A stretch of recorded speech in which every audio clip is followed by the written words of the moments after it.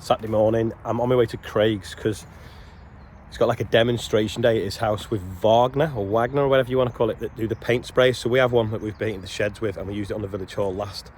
Not used it for quite a while. I want to paint the chemical store. Anyway, they're going to teach us how to use them properly. So we're going to go up to his house and see what's going on. Meanwhile, James has been tearing around the kitchen and Chester's been enjoying his new bed. Chester still loves his dog bed and he's not even chewed it up after a few weeks, even with James ramming him on it.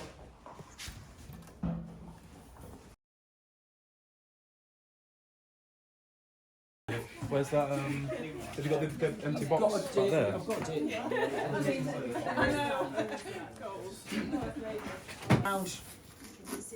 You know, my door frames, whether I was masking up around skating boards, it can work both ways. So you run it along the edge of your on your skating boards if you're spraying your walls, and then once your walls are dry, you put that along the edge of your wall, drapes the polythene up, and then you spray your skating boards. It's got a static effect, so it does pull out and grip to the surface quite well. It's probably not a straight line, but you can imagine a frame or something there. Then you get a little bit of masking tape and mask up the edges, because the last thing you want to do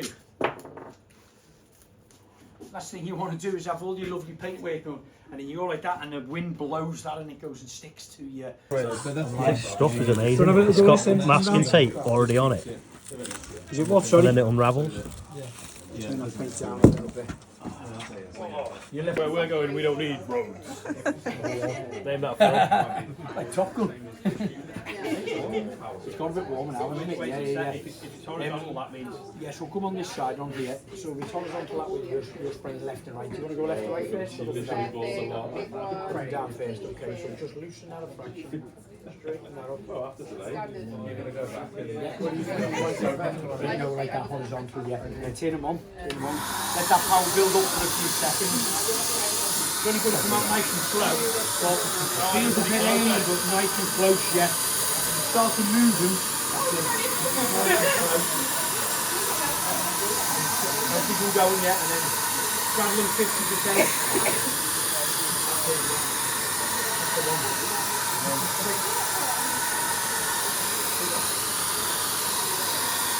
Roll it like that.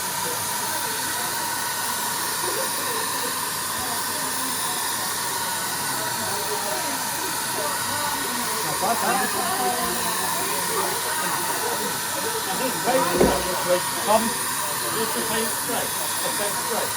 think so, yeah, quite a bit fluffy. Yeah, that blue one, let me have a go at that blue one in a minute, that's more of a satin paint. Yeah, that's not bad. It's got a little bit of lines in there. I think that's just because it goes straight over a light blue paint. Yeah. That would, I'd leave that to dry for now. It seems weird that you let go of the trigger, but it still makes a noise. Still make it because the turbine's still in. Yeah. Go from left to right on it, and then I'll do the detailed spray. So, see the paint flow up a little bit more. So pull that one. A bit more paint to come on now then. So a bit closer. That's it.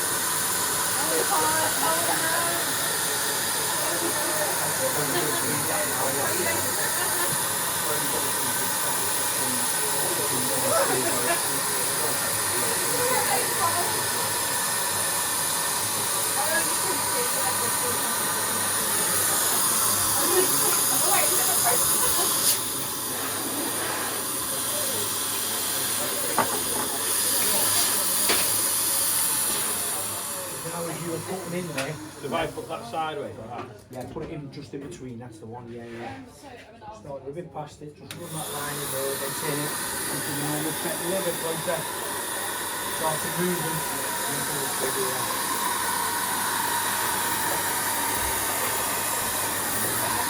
Probably got a bit close paint, on that. yeah, a little bit too much paint, but just not going quick enough. And now turn that like that, and then fill the rest of that in. Start to move it before you pull the trigger. That's it, yeah.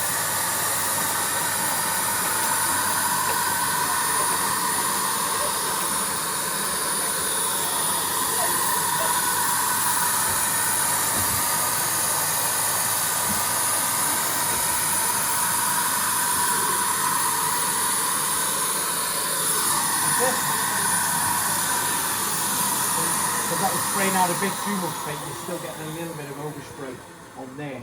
But if you had a nice smooth gloss or an eggshell or a satin or even a chalk paint in there, and you were doing them £6 balls, literally just that 50ml is enough on your plasterwork, and it wouldn't go any further. If you were a bit unsure of it, you'd use this one with the masking. Because we did it like detail, we perhaps should turn the flow down a bit, Down a shouldn't we? little Because bit, we're putting it all a in bit the less same place. paint, yeah, a bit less paint, or you go a little bit quicker on it. Well, that's not bad. That would dry relatively flat. Will that unclip now and you can put the blue one straight on? Yeah, so you can go from one colour, press that down, press that, and then turn it.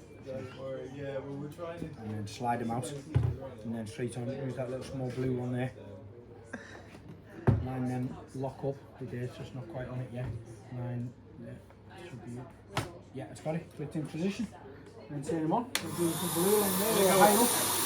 Turn it to the that way and do it left to right. Bit closer.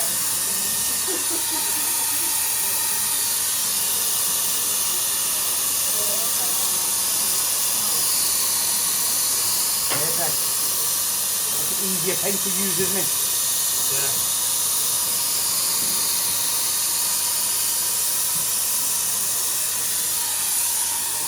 You still what it is yet? I've even seen this masking before, and I'd probably say it's took him what, 2 or 3 minutes, would it? Something like that. 2 or 3 minutes. He's used a small roll, just a 500ml. So we've been painting inside, and we're going to go painting outside in a minute. But I didn't realise how quick they attach. Then you can leave the lid on that if you want. We have a few different tubs. We're going to try deck it. We're doing the bench as well. We might have a go on it. I can bring my coat when they come out here. It looks warm, but it's not. Yeah.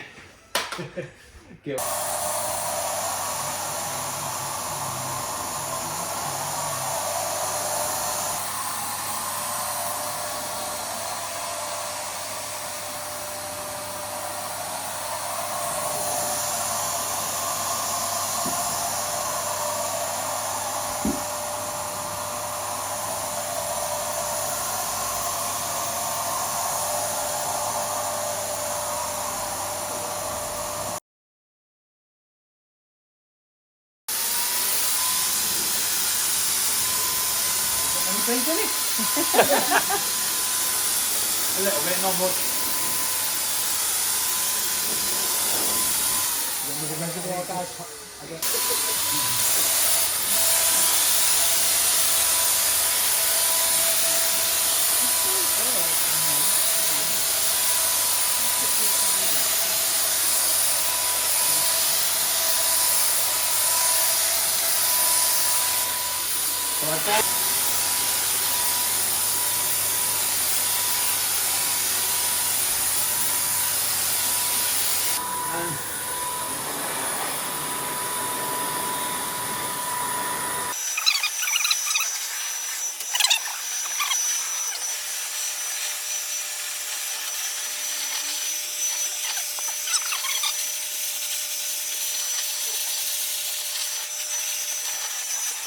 But literally, what, 2 minutes?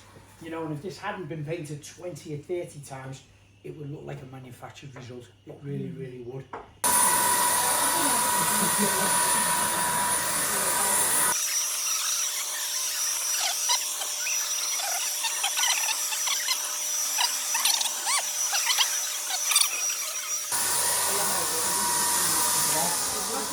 Happy birthday to you.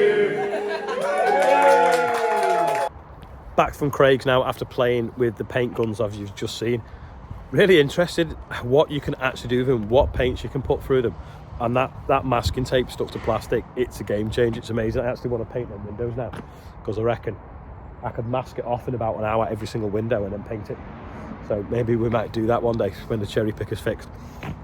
But yeah, good to meet all these people as well that do it. So they were kind of all like DIY kind of TikTok, YouTuber, Instagram people I've never met before, come from all over the country as well to learn how to use these products. Obviously there's something in it for Wagner, because if they've shown people how to use them properly, they will use them, but then that's obviously good for their business if people are using them properly.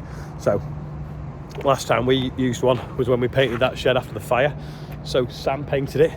There's a picture of him before and a picture of him after. But from what I've learned today, the nozzle was too far away. That's why he had overspray. It was atomising before it was hitting the metal, and that's how Sam ended up green.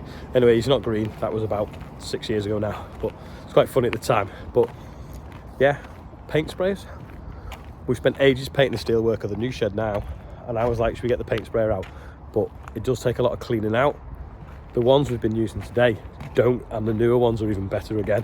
So it was good to learn about them. So you might see us using some sometime when we come to sort of painting in here.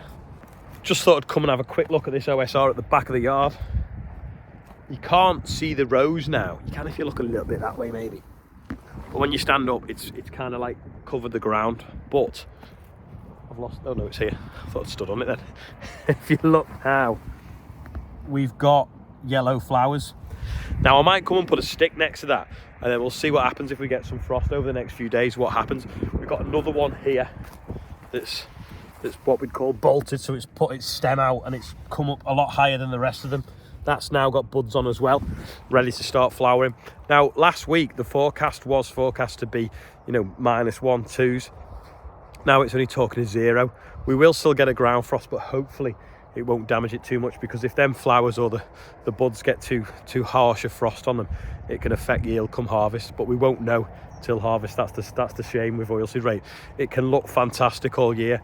It can bush out, it can branch, it can have loads of pods, and then you get the combine through and you're like, where's the yield? It's very fickle crop to grow, but it's a nice shade. It's looking good. You can see the companion crop now dying off in it, which is these brown bits now. So you've got it looks a little bit tatty, but give it a few weeks, the crop will be well above that and you won't see it. And hopefully we'll see this sea yellow out the back of the yard, where we will have finished the new sort of offices over there to look across and enjoy the yellow from them. I don't know. I suspect that we won't have the office finished before this has stopped flowering, but it's looking amazing at the moment. Little bit of an update on the solar powered camera. Put it up yesterday. It's now charged its battery up. It's working great. The only thing is, I think it's too close to the gateway to get it all in. I think it needs to go a bit further back. So I'm glad we never made the structure too permanent at the moment. When we put it up last night, I was messing around with it that much that the battery actually went flat, because we put it up so late in the afternoon and it was so dull. But now, because it's had daylight all day, it will actually run overnight as well now, which is good. Maybe we should have plugged it in, or at least took it out the box in the morning yesterday so it was well charged up. But yeah, because we were messing with it, zooming it in and out, we flattened the battery. But it's designed to run in some really dark days. So it sounds really sinister, that, dark days. Anyway, if anyone wants one, and loads of people did message me, it's called Farm Stream. There was a link below yesterday's video. I'll try and remember to put it below today's as well. Don't know whether anyone noticed, but the mini Merlot has been on its holidays. It's been at the other farm in Rainhill for a week, because they've been putting a building up there. Anyway, it's now back. Has anyone noticed that Charlotte has a mini Merlot as well? So what's ours? Ours is on a 21 plate. I think hers is on a 23 plate. So looking at the videos, I think she's pretty happy with it. So hopefully she gets hours of fun with it, and it's just as reliable as this one's been for her. To those of you that are new to the channel, I think there's quite a few after people that are watching Gemma's videos yesterday. Anyway, every day I do birthday shout outs on what is called a birthday bumper. So this is the sprayer that was paid for by the money generated from YouTube, or it is paid for, sorry, because I've still not paid it off yet. But anyway, all the money raised from going on the Just Giving page goes to the North West Air Ambulance. £27,492 is raised so far in less than a year. But anyway, happy birthday to Dan Gauzy, or brackets Apple, don't know what that means. Tom Pepper is 59, George Watkins, Jake Baxter, not Jane. Everyone's going to start calling him Jane later. Jake Baxter is 29, and Ian and Mark Roberts are 54. Happy birthday, everyone on there. That's an amazing amount of money, really, isn't it? It actually landed across the field the other day, yesterday, but I couldn't get a picture of it because it was too far away and I was busy. But hopefully everyone's all right that it rescued yesterday. Right, a mate of mine needs some help with a survey, but by doing the survey, they're giving £5 to everyone that fills in the survey to charity, and you get a chance to win a pair of work boots. So it's 10 minutes and you're basically giving £5 to charity. So I'm going to put the link below, but it's about farmers and social media and what channels they use to influence the buying decisions. So if anyone gets time and want to, can they please click the link below and fill it in? That'd be amazing. So thanks in advance. Anyway, that's about it for today. I am now going to play with my new paint sprayer. Not going to paint just yet, but I'm going to see how it all works again. So thanks for watching. I'll see you tomorrow.